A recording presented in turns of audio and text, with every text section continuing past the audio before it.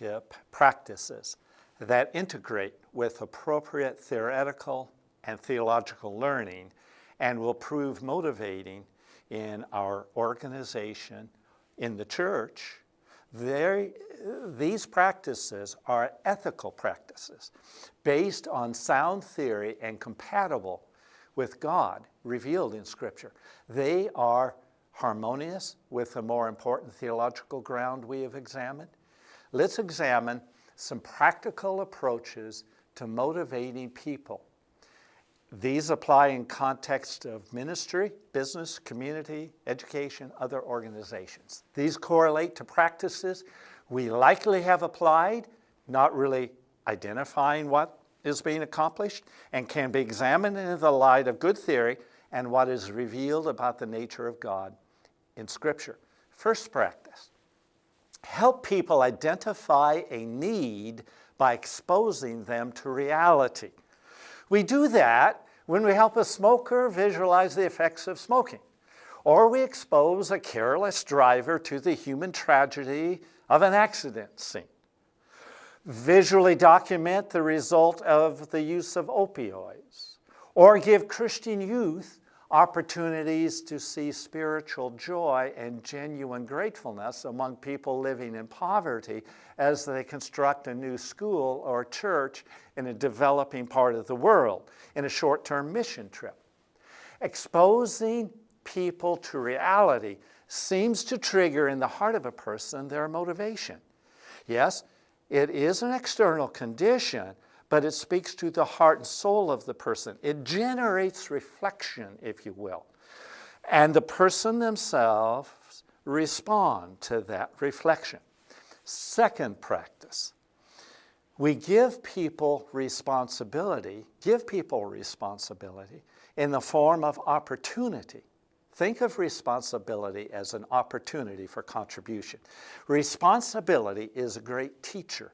Realizing the opportunity to contribute through efforts, through work, people tap their potential, their intellectual potential, spiritual, emotional, and ability. All these potentials can rise to new challenges when they connect efforts to work and productivity, the joy of what they're meant to do, a sense of self-control, of empowerment to improve the future results, responsibility. That can again stimulate latent motivation. The response is internal. The third practice: provide affirmation, provide recognition. People respond positively to assurance they are investing their time and energy in a way that is a blessing to others. Affirmation from the church, in the context of my vocation, assures people that their lives mean something, that they mean something in society, for others, and with God. Whatever environment we're in, when we give affirmation, it says to a person, I'm contributing, I'm giving, and that joy comes through that relational transaction. We can even grow in our relationship with our Creator when others affirm. It's inborn, this need to know we're giving, we're sharing, we're helping. When others say thank you, it gives us that assurance that we are in a relationship with them, a relationship with others, a relationship with God. In this perspective, motivation is highly relational. Affirmation needs, of course, to be specific, authentic, genuine, right to the point of that person's contribution. The fourth practice: demonstrate your own enthusiasm. Now, in my vocational context, serving the church in ministry in various capacities of service to the church, I've become aware that pastors specialize in exhortation. We sometimes use Scripture as a means of controlling behavior, but providing an authentic example of motivation for ministry through our actions. When people see our joy, our enthusiasm, a sense of being in the presence of God as we go about doing what we do. That has far greater power than teaching or preaching with words.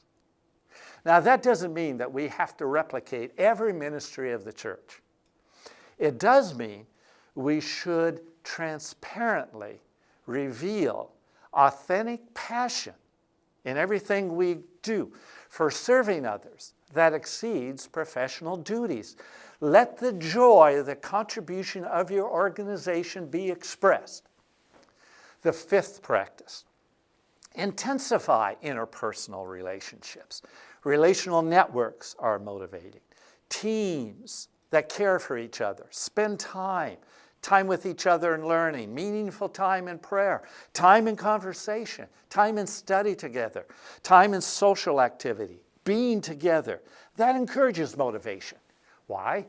Because we seek relationality with God. We want to know that we are in relationship with a God who loves and cares. And we can only have that assurance when we experience it in our community. There is within humankind this search for relationality. It should be there unless we're antisocial. So when we do this, it provides joy and meaning. Believe God can make everyone a significant person, value them, relate to them in that way. God calls people to what they can become. Envision that future. What you see for a person, what you expect naturally with joy from them, they become. The sixth practice, focus on helping people make meaning in their lives through reflection on God, His love, His grace. People do not find motivation in fear or guilt. Seek the presence of God in your life, that you might know Him as a loving and graceful God. You see, you can't lead somebody else to know God as a loving, graceful God. You can't lead people to see society as full of grace, full of encouragement, full of affirmation, love, and assurance, if that's not your experience. You can't come from a place of fear and guilt when you approach the leadership challenge. Lead others to share that theological reflection of joy with you. Receive the transcendent gift of joy in your own experience and share that joy with others. So, motivation is not a mystery. We can understand it.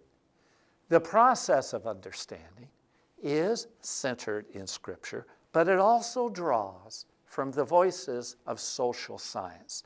They do not contradict. They must be integrated in our learning. Understanding requires reflection on our belief about life in our time. We can motivate. More accurately, we can lead others to an experience from which their motivation flourishes. Motivation can only be rightly understood when we are at peace with our own meaning, and that peace lies deeper than the interests that too often drive leadership, service, ministry. It's not discovered in success, interpreted through the evaluation of our peers, nor is it found in approval from an institution. Peace is in knowing why we live, why we do what we do. True, motivation does increase productivity, but it can only be rightly understood when approached in terms of meaning, of serving, and joy.